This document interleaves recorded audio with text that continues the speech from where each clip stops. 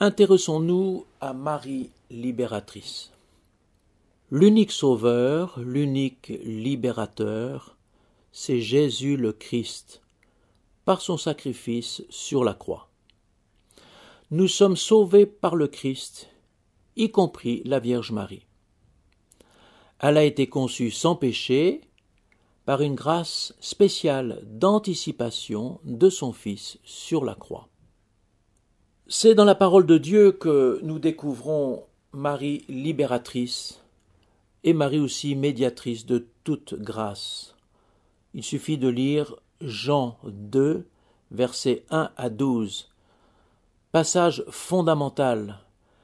Il s'agit des noces de Cana. Jésus n'a pas envie de faire de miracle et pourtant, Marie va provoquer son premier miracle. Il n'a pas envie, on le sait, puisqu'il commence par refuser. Et voilà qu'il transforme l'eau en vin, et c'est le vin de la grâce, un vin en quantité faramineuse, parce que c'est le sang de la grâce.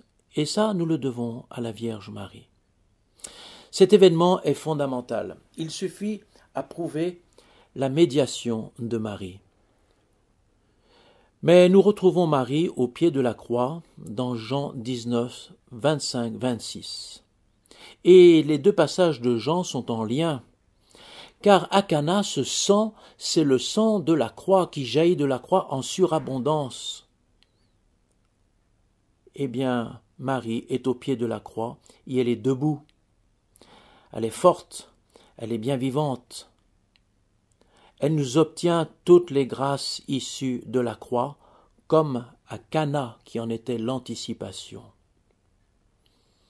Enfin, nous avons Marie dans les Actes des Apôtres.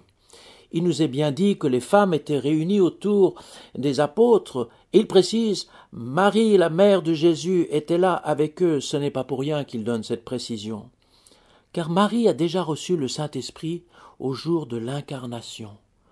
Dans Luc 1, 26, 38. Ce jour-là, elle enfante le Christ, le Sauveur, elle enfante la tête. Le jour de la Pentecôte, elle enfante le corps du Christ mystique, l'Église. Voilà, tout ceci suffit à bien montrer combien Marie est libératrice du péché. C'est Jésus qui sauve, il n'y a que Jésus, mais elle intervient pour nous. Mère de Jésus, elle est aussi mère de l'Église, mère de nos âmes.